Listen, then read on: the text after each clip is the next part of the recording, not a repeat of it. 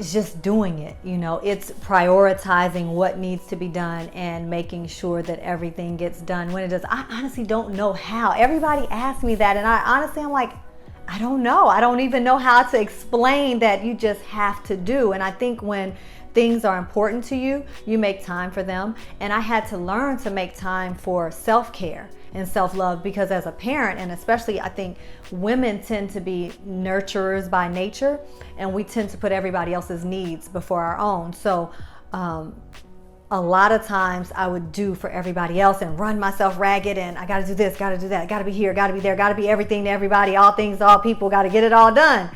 And that's how you burn out. So I had to, and I still do, and I still run around and do a million and one things, but because I care for myself now and I make myself a priority, and I understand that it's not selfish to take care of yourself first, because if I am an empty vessel, I can't pour into anyone else. So I have to refill and replenish myself daily. I have to refill and replenish myself weekly and monthly. Then I have to take time for myself. I have to get up in the morning and make time to sit and meditate, to make herbal preparations for myself, to nourish myself on that level and really care for myself, so I can have the energy and the stamina to run around and do all that I do for everybody else. So it's a matter of, for me, the key has finally been to care for myself first, to refill my own cup so that it's overflowing and I can pour out to others. So that's, I would say, is the the secret, I guess.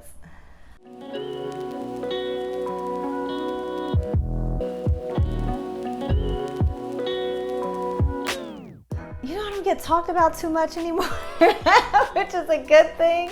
I think when this whole internet phenomenon, the way things are done now, first started happening, it was jarring to me to see people say things negative, because people can just come. It's like somebody invading your home and your space because you're sitting there minding your business, and somebody just says anything or something crazy out the side of their mouth, and you're like, well, first, you don't even know me, and that's not true. But now I don't pay attention.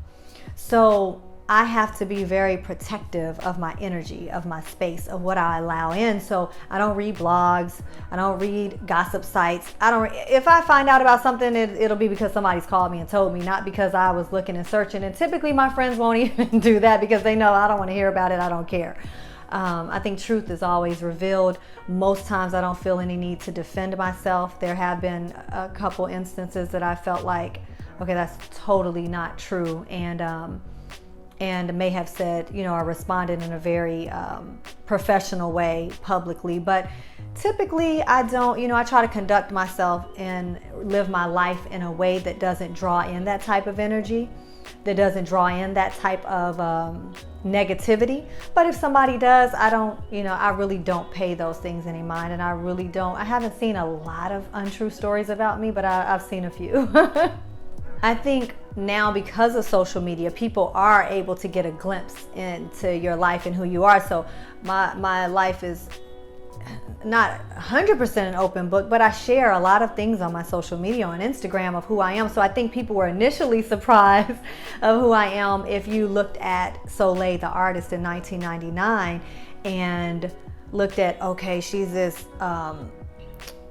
hardcore, foul mouth having, kind of hood chick that, just doesn't play, like don't take nobody's stuff. And they see me now, and I'm really the antithesis of that. So it's like people are surprised initially, but they're like, oh my God, I didn't know she was vegan now. Oh my gosh, she's a yoga teacher. Oh my gosh, she's a Reiki master. She's an herbalist. She's all these holistic wellness practices that have absolutely nothing to do with who they envision me as based off of the record that came out. But that's who I organically grew into.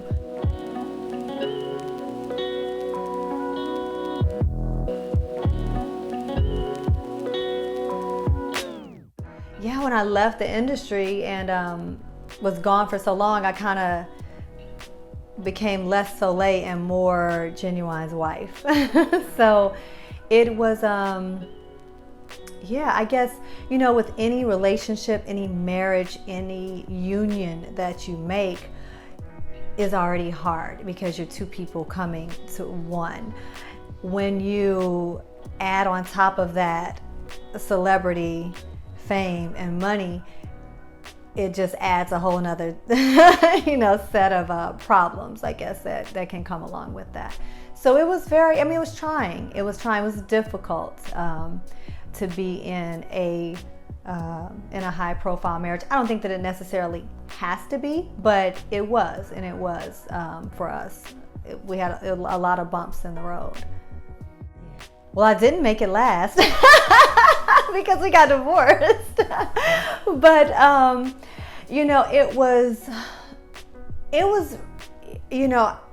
it's so hard to kind of say what you would and wouldn't do without giving too much information and details about what went on in a marriage. People will speculate, people will guess, people can think of all the many things that could go wrong in any relationship, including a high profile one.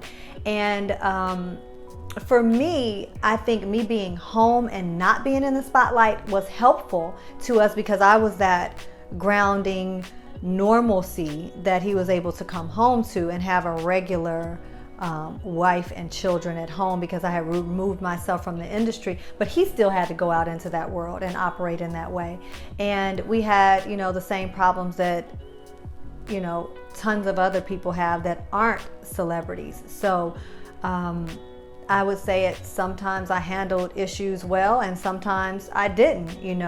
Sometimes we would argue and fight about things. Sometimes I would just say, I'm not gonna, I'm gonna be peaceful. I'm just gonna, what I came to learn through those years of being married was that you can't control anybody. You can't change anybody. You can't make someone be something that they're not. And you have to have the same ideas and ideals of what a relationship is and what the rules are, and play by those rules. And and you have to allow each other to be who each other truly is. But you have to, we have to operate on the same levels. You know what I'm saying? You have to, if you're going to be married, okay, there's rules to follow when you're married. There's things that you do and don't do as married people. So it finally just got to a point where I said, it's better, it's healthier for us to be apart. This is not a healthy relationship. And I started to get to a place where I loved myself more than I loved the idea of keeping this union together, because it wasn't healthy.